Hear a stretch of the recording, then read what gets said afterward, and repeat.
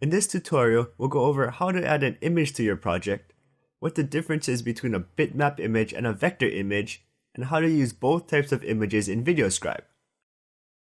I'll break it down so that we focus on what matters in terms of using VideoScribe, and I'll use pretty graphics to try to make it a little fun. First, let's add an image using VideoScribe's built-in library. Click on the mountain-looking icon at the top left of your screen to open the Add Image window. At the top, you can search for whatever it is you're looking for, like an arrow or a person giving a thumbs up sign. Just click on the image that you want to use and it'll be placed on your canvas. To delete it, just select the image and hit the delete key on your keyboard. When you open the Add Image window again, you'll notice that instead of the image categories, it just shows a history of the items you've used. However, you can always get back to the category screen by clicking on the library icon.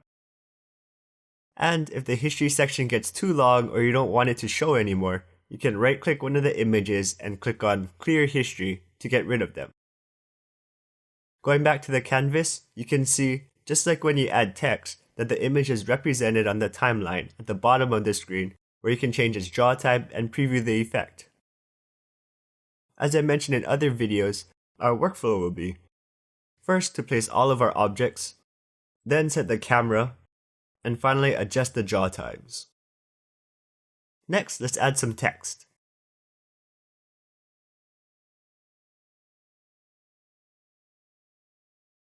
Now let's move the image over a bit to see what it should look like in the end. As per our usual workflow, let's set the camera next. Select both the image and the text by holding the Control key and clicking on each item in the timeline. We want them both to have the same camera position, so click on the Set Camera button at the bottom right of the screen. You can instantly see an object's camera position by double-clicking on the object in the timeline.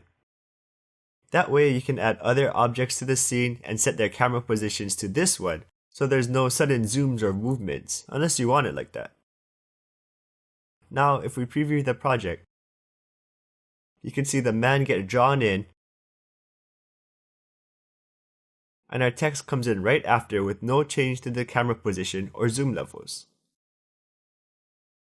Finally, set each object's draw time by using the plus and minus icons, or click on the time directly to change it to whatever you want. Let's preview the effect by first making sure that the image is selected, and then click on the Play From Here icon on the timeline.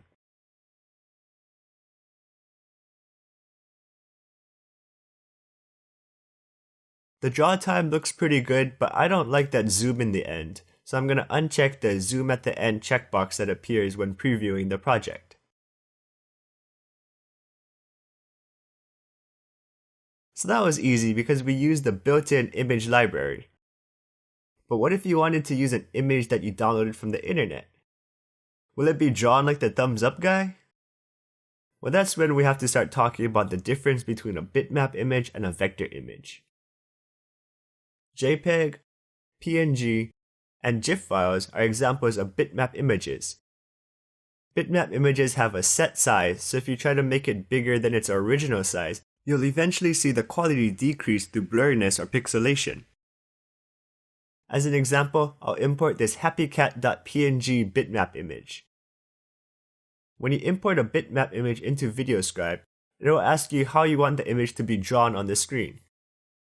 VideoScribe will try its best to figure out where the lines are, but ultimately the effect still looks pretty fake. If I have a bitmap image like a photograph or a complex image like a banner, I usually use the move-in effect with a hand or use one of the rubbed-on effects that don't try to trace the image itself. But for demonstration's sake, let's choose the second one that is kind of following the different lines.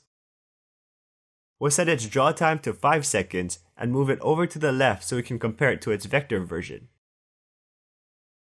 A vector image is an image that was built in a vector graphics program like Inkscape, which is free, or Adobe Illustrator. Vector images are file formats like SVG, EPS, and AI. These images don't have the same limitations as bitmap images. Since vector images retain information about each line, stroke, and color, you can theoretically resize a vector image as big as you want without any loss in quality. However, as far as VideoScribe is concerned, the important part of a vector image is the first part, that the image retains information about every line, stroke, and color. When you import an SVG vector file into VideoScribe, it won't try to figure out where the lines are because it already knows where they are. Let's insert the vector version of the cat onto the canvas.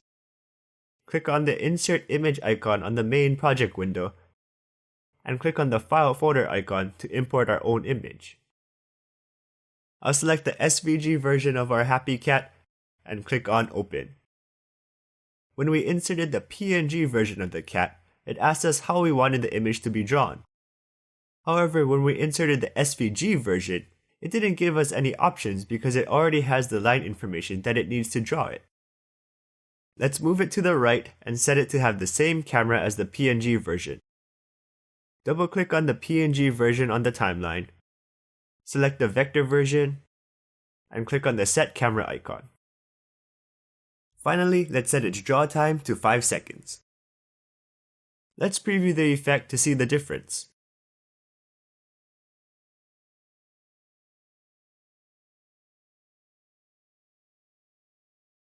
You can pretty clearly see that the PNG version on the left was just kind of guessing about where the lines were compared to the SVG version, which looked a lot cleaner. There are a bunch of image packs specifically created for use in VideoScribe, but I found that you can turn pretty much any vector file into a decent VideoScribe drawing. That's actually more advanced than what I want to get into right now, but you can watch the tutorials about creating your own SVGs and converting vector images you download from websites like openclipart.org once you're more comfortable with VideoScribe. Well, that's it for this video. In the next tutorial, we'll go over using and understanding how to manipulate the camera. We've discussed it briefly in the last 2 videos, but I think it's important enough to get its own section, especially when it comes to moving the camera to clear your canvas. See you there.